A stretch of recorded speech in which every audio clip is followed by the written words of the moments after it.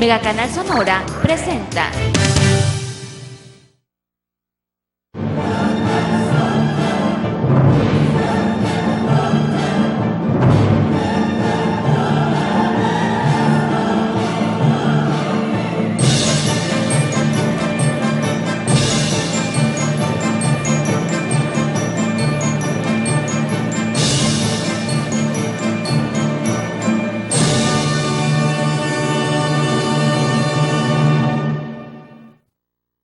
Muy buenas tardes, nos encontramos en el programa Tiempos, un momento con la historia. Yo soy Rangel Palafox y hoy vamos a hablar de un tema muy interesante, la deportación de los yaquis. El tema de los yaquis es muy amplio y muy obligado a conocerlo para nosotros los sonorenses. Sin embargo, tenemos muchas facetas y hemos tratado de tocar algunos puntos por partes porque es un tema sumamente amplio. Para ello hemos invitado a Raquel Padilla. Raquel, muchas gracias por estar con nosotros, muchas gracias por aceptar la invitación. Gracias Rangel, y gracias al público por aguantarnos en esta segunda ocasión que vengo. Te comentaba fuera de cámaras que el ingeniero Lagarda tenía mucho interés en estar aquí con nosotros, pero le fue imposible, así es que vamos a tratar de desarrollar este tema tan interesante, ¿no? Y un saludo para él. Ah, sí, seguro que sí. Bien, hablábamos, Raquel Padilla, me atrevo a pensar que es la persona que más conoce de los yaquis. Ha estudiado a los yaquis, todos los autores, todos los libros habidos y por haber. Es una estudiosa de los yaquis, pero conoce su religiosidad, sus orígenes, sus culturas, sus tradiciones. Y no solo eso, Raquel se ha preocupado tanto por estudiar por años y años a los yaquis que ha convivido con ellos, sabe de su vida cotidiana. Entonces es una experta en el tema. Es una autoridad en el tema y por eso la hemos invitado. Muchas gracias, Raquel. Para entrar en materia, si nos hablas primero de la colonización en la época de los yaquis, ¿cómo fue la colonización de los yaquis? Claro que sí, con mucho gusto. Nomás me gustaría mucho aclarar que, a partir de la presentación que has hecho de mi persona, que a los yaquis en realidad nunca se terminan de conocer, nunca se terminan de estudiar y que la única autoridad en materia de yaquis son los yaquis mismos. Correcto. Yo soy, una portavoz de su historia, de su cultura, soy un poco la amanuense obligada y me encanta, me apasiona mucho la historia y la cultura de los yaquis. Y te voy a interrumpir, y lo he escuchado de ti muchas veces. Tú le tienes mucho respeto a los yaquis y siempre que hablas le das su mérito, su exacta dimensión y siempre eres muy respetuoso de sus tradiciones, me consta. Exactamente, y pues que sea una invitación general, ¿no? Correcto. A que todos practiquemos lo mismo, ¿no? Y bueno, me planteabas la posibilidad de desarrollar este tema de la colonización en territorio yaqui. Quizás habría que jalarlo de las barbas de algo más específico, que es la Guerra del Yaqui, conocida así, Guerra del Yaqui, que inició por allí en 1870 y tantos con Cajeme, aunque cuando Cajeme llega a territorio yaqui, él era un yaqui que anduvo fuera, ¿no? Okay. Que viajó, que conoció. Cuando él regresa a territorio yaqui, ya estaba la semilla de la rebelión, ¿no? Y él la toma y la hace suya, y los yaquis a su vez lo hacen suyo a él, que sabían que era un yaqui fugado, digamos, y se da una aliación muy interesante allí, ¿no? Entonces, es una guerra que ya venía desarrollándose desde hacía tiempo y que los cronistas militares, en particular Troncoso, Francisco P. Troncoso, él a fines del siglo XIX dice que ya el problema yaqui ha llegado a tal punto que no hay marcha atrás, wow, que ha avanzado tanto que las únicas salidas que él avisora son las siguientes. 1, la colonización de todas las tierras yaquis. 2, la deportación a lugares lejanos. Terrible. Y 3, la guerra de exterminio total. Peor tantito. Entonces, por eso decidimos cubrir estos 3 puntos sobre la historia de los yaquis, y vamos a empezar a hablar sobre la colonización, que fue lo que despierta la guerra, el instinto de guerra que siempre ha estado allí latente entre los yaquis, se despierta cuando ellos ven en riesgo sus tierras. Te interrumpo y los comentamos fuera de cámara que tú has dicho que los yaquis se han caracterizado por ser una etnia trabajadora, muy responsable, y no son bélicos, a diferencia de lo que muchos simplemente defendían lo que era suyo. Exactamente, ellos defienden su territorio y lo ven en peligro a partir de la instauración del liberalismo en México, ¿no? Antes como que no era tanto problema, la tierra estaba más o menos respetada, pero el liberalismo, como el neoliberalismo, ¿no? Lo que hace es abrir a la colonización, concesionar, vender, y eso era inconcebible. Para los yaquis la venta de su territorio era algo que no les pasaba por la mente. Y un concepto que no conocían. Exactamente, ¿no? Entonces, ellos simplemente recurren a su organización militar, que es histórica, que es prehispánica y que está muy bien armada, digamos, para defender el territorio. También el gobierno intentaba golpetear las formas de gobierno yaqui, ¿no? Porque sabe que es una manera de debilitarlos. Entonces, al defender el territorio, ellos también están defendiendo el autogobierno, ¿no? Lo que se llama la autonomía política, su autonomía propia estructura religiosa. de gobierno. Sí. Entonces, llegan, por ejemplo, a fines del siglo XIX, las comisiones geográficas exploradoras, primero con Agustín Díaz, con el coronel Ángel García Peña, están también los proyectos de Carlos Conant, el de proyecto de la Richardson Construction Company. Todos ellos llegan y sientan sus reales en territorio yaqui. Sí, queriendo avasallar ahí, ¿no? Se adueñan del agua, es como si llegara una persona y se mete a tu casa así sin más, ¿no? Entonces, pues los yaquis hacen la defensa. Es muy sencillo de explicar y de entender. Entonces, mucha gente lo que alega es que eran tierras ociosas, que es un territorio demasiado grande, pero también hay que entender otras formas de ver el mundo y una de ellas es la de los indígenas, que no ven en el territorio nada más un elemento para el usufructo, un elemento para la agricultura, que sí, por supuesto la agricultura está allí y es importante, pero es simplemente el territorio donde se recrea la identidad yaqui. Exacto. Entonces, por eso se defiende de esa manera, se defiende a todo un ser y a una nación. Prácticamente los yaquis vivieron como una nación, puede decirse, ¿no? Sí. Tenían su propio gobierno, eran autosuficientes, tenían su territorio. Territorio, tenían agua, cultivaban su... Exactamente. Incluso cuando llegaron los evangelizadores, pues nada más llegaron hasta Yaqui, de ahí tuvieron que rodear a la sierra. Sí. En el siglo XVII, colonizar ahí Zaguaripao, nada más toda esa zona, y ellos no pudieron pasar por eso, defendiendo ellos su territorio desde siempre, ¿no? Así es. Cuando llegan ya a quedarse en el yaqui fue porque los yaquis los invitan. Exactamente. Como señal de hasta que nosotros queramos, ustedes van a entrar, ¿no? Y así fue. No llegaron por Y era una gente guerra de inteligente conquista. porque ellos aceptaban que llegaran los evangelizadores. Incluso hay una anécdota ahí que nada más los de vestido negro, ¿no? Sí. Para que les enseñaran, porque los ellos, faldas negras, sí. Los faldas negras, que les enseñaran el ganado, a cultivar la tierra. O sea, Sí. no era una gente cerrada. No, ni es. Ni es, bueno, una sí, gente, son personas muy inteligentes, muy abiertas al desarrollo, siempre y cuando éste sea respetuoso de su territorio y sus recursos naturales.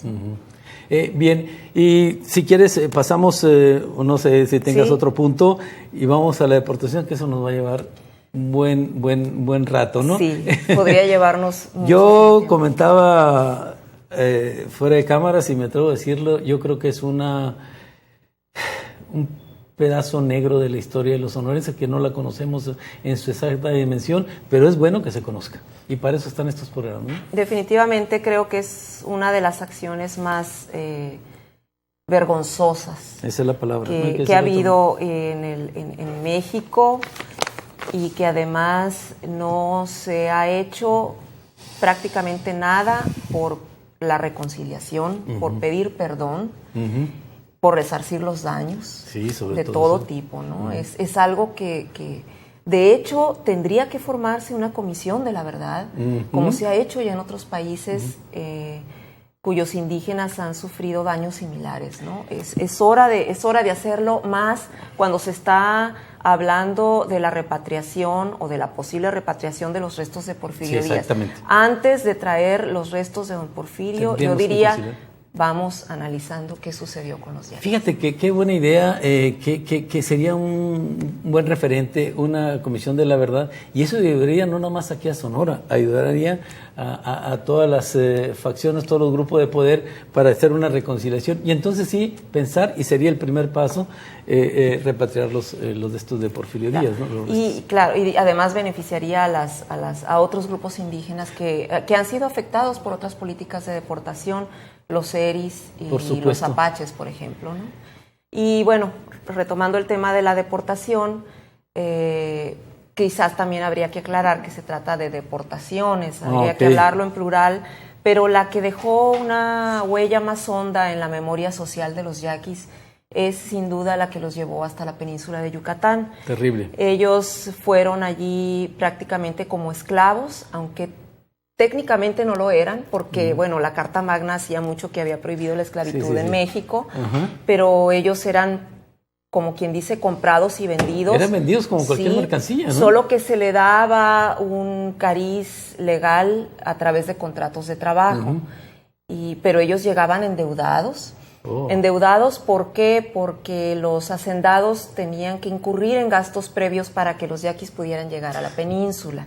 Entonces, ese gasto después, cuando el yaqui ya llegaba deportado, como prisionero de guerra, que eso también habría que aclararlo, la deportación no se entendía hace 100, 150 años como se entiende ahora, que implica el regresar a alguien por carecer de documentos. No, en aquel tiempo la deportación era un castigo que se recibía como una pena máxima. Exacto. ¿Sí? Y porque se había cometido un delito mayor. El delito en este caso era la defensa de la tierra, ¿no? Entonces... vaya delito, ¿no? Vaya defensa delito. de lo suyo, ¿no? Implicaba el destierro a algún lugar muy lejano, implicaba la pérdida de la patria potestad y de los bienes. O sea, se perdía a los hijos, el derecho sobre los hijos, sobre los bienes, y la prisión de guerra. Todos estos elementos acompañan a una deportación de hace 100, 150 años, ¿no? Si no tienes inconveniente, vamos a hacer una pausa y luego continuamos. Nos queda mucho todavía, apenas estamos abordando el tema de la deportación. En un minuto regresamos. Adelante.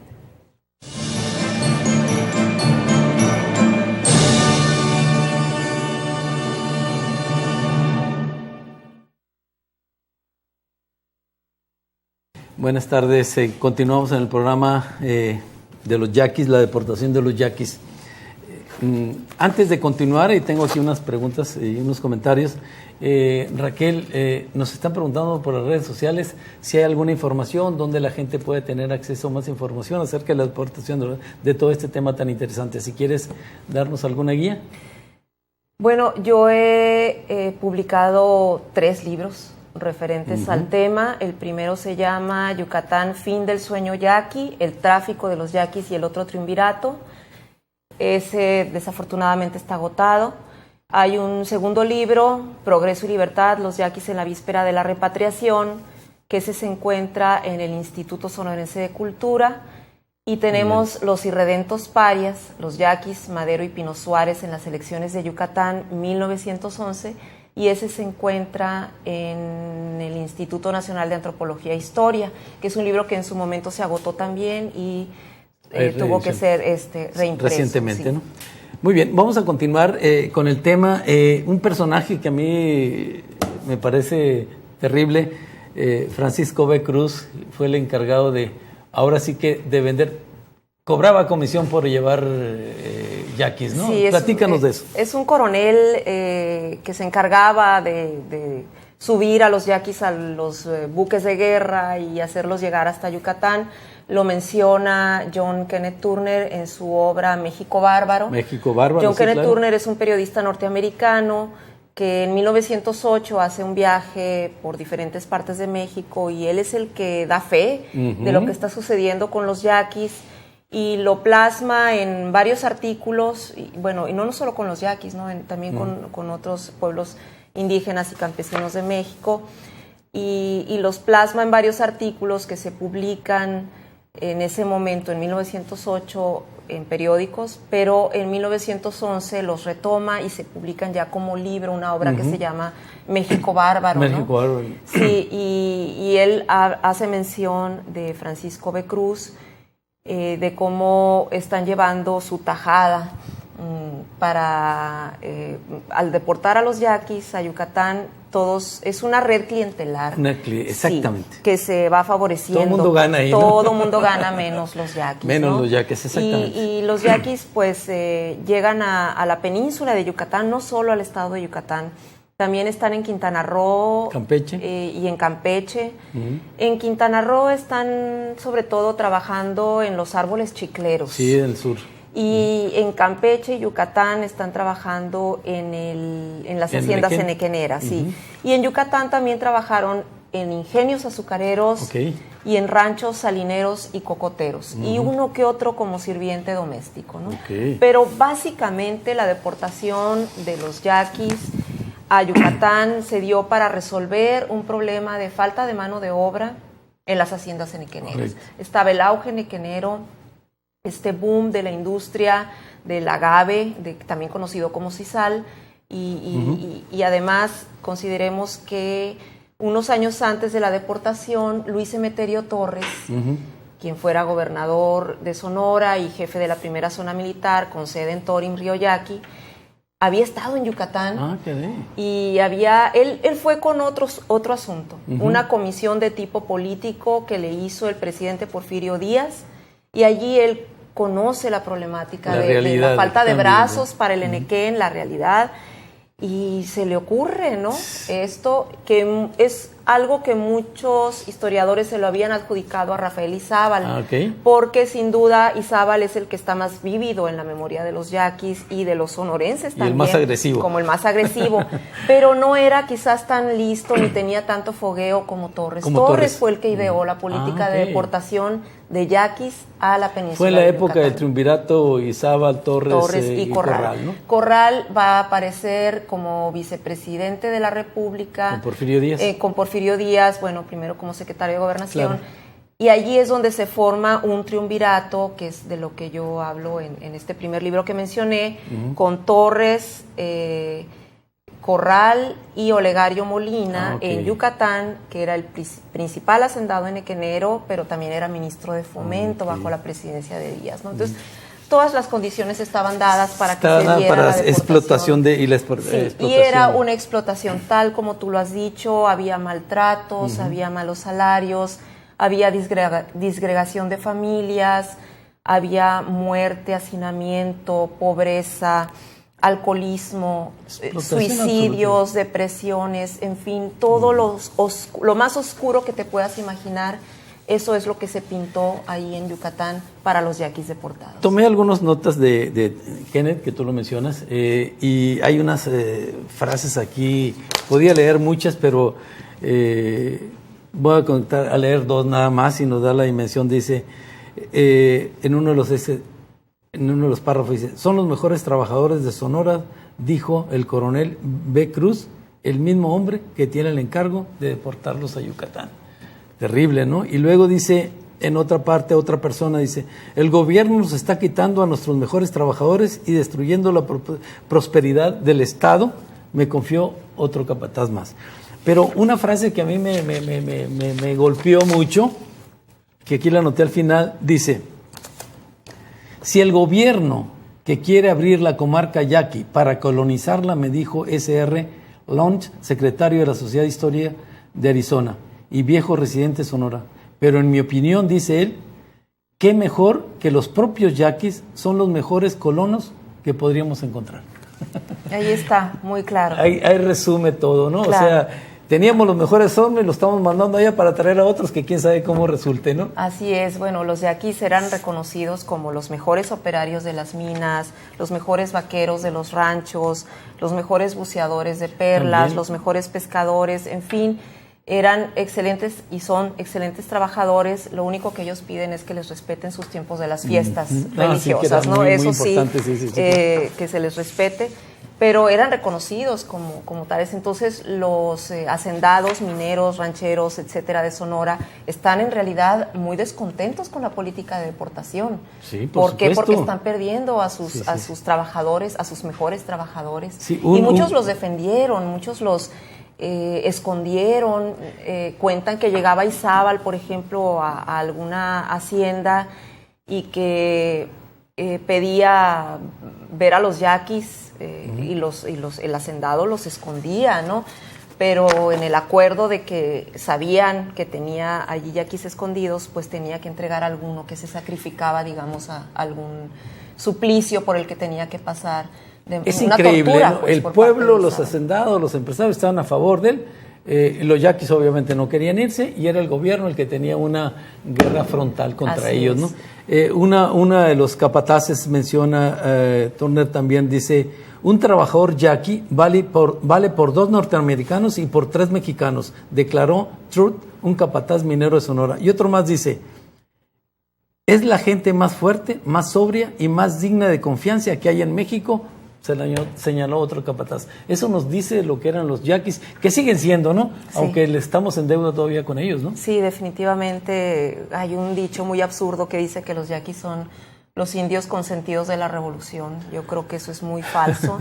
Yo creo que la revolución le quedó debiendo con creces a los yaquis. Los yaquis hicieron mucho por la revolución. Sí, bueno, Obregón se llevó todo su ejército, sus triunfos están basados en los yaquis, ¿no? Exactamente, la deuda es muy grande porque si bien es cierto que el problema se resuelve relativamente con el reconocimiento del territorio por parte de Lázaro Cárdenas, que no entre es comillas, ¿no? que hay que aclarar, Cárdenas no les dio las tierras, Cárdenas les restituyó las les reconoció tierras, lo que ya era de ellos, ya era de ellos, pero muy cercenado, ¿no? Sí, es una tercera, cuarta parte de lo que ellos peleaban como su territorio ancestral, ¿no? Entonces todavía la deuda es muy grande, la revolución también deportó yaquis, entonces hay mucho por hacer para resarcir daños. ¿Qué más nos puedes platicar de esta deportación y la guerra de exterminio que fue frontal, brutal, asquerosa, vergonzosa? Terrible. Los mataban a diestra y siniestra, los ahorcaban, yo te comentaba si era por su riqueza o era un genocidio. Claro. Bueno, no sé si ya pasó entre las imágenes que deseábamos proyectar. A lo mejor no la tenemos al rato. La de una señora que tiene atrás una casa maya. Y ella, aquí la tenemos, con su hipil, que es el huipil maya, ellos le llaman hipil, acompañada de su esposo maya. Esta foto fue tomada por su servidora en la ex hacienda Tancuché, en el estado de Campeche. Ella se llama Petronila Cuculay y en el pueblo, bueno, ella ya falleció hace unos pocos años, en el pueblo era conocida como la Yaqui. Es descendiente de una señora que fue deportada a Yucatán, su mamá se llamaba Bartola. Interesante. Y su mamá, al parecer, por lo que ella me contó y la forma como yo pude rehacer su historia, era sobreviviente de la masacre del Mazocoba. En el programa anterior al que yo fui invitada con ustedes, hablé sobre masacres. Sí, recuerdo. Y una de ellas era la del Mazocoba. Bueno, la mamá de esta señora, Bartola, sobrevivió a esa masacre, era viuda, muy joven, viuda, tenía 14 años, y junto con otras 2 hermanas fue trasladada como prisionera de guerra a esta hacienda, entonces era una hacienda nequenera. Si su mamá no murió pronto fue porque se juntó con un maya, ¿no? Pero el no hacerlo la hubiera obligado a trabajar en los campos de Nequén, que es un trabajo sumamente pesado. Vale decirlo, Raquel hizo su maestría precisamente en la Universidad de Yucatán, ¿no? Y ahí tuviste oportunidad de hacer estas ligas de todos tus paisanos yaquis, ¿no? Claro. Yo para terminar nada más quiero hacer una reflexión. Para los sonorenses, para muchos de los sonorenses, incluso para los mexicanos, los yaquis es la danza del venado, pero son mucho más que eso, que la danza del venado. Y yo los invito para que visitemos a los yaquis, los pueblos que ni siquiera muchos conocemos. Bueno, yo sí los he visitado, Raquel obviamente también. Si los pronuncio mal me corriges. Cocorit, Bacum, Bicam, Torim, Potam, Uiribis, Belém y Rajum. Que creo que Rajum se pronuncia de otra manera, ¿no? Uiribis también, y es Wibisim, ¿no? Pero Wibisim. Uiribis está bien. De cualquier manera, es una obligación para los nocetes que tenemos tanta deuda con los yaquis, cuando menos irlos a visitar. ¿No crees tú? Sí, claro. Bueno, se nos acaba el tiempo, Raquel. Como siempre, muy interesante tu plática. Muchas gracias por tu participación y ojalá que tuviéramos oportunidad nuevamente de abordar este tema. Claro que sí, muchas gracias. Muchas gracias a ustedes porque nos están viendo. Los esperamos nuevamente el jueves con otro tema muy interesante. Gracias.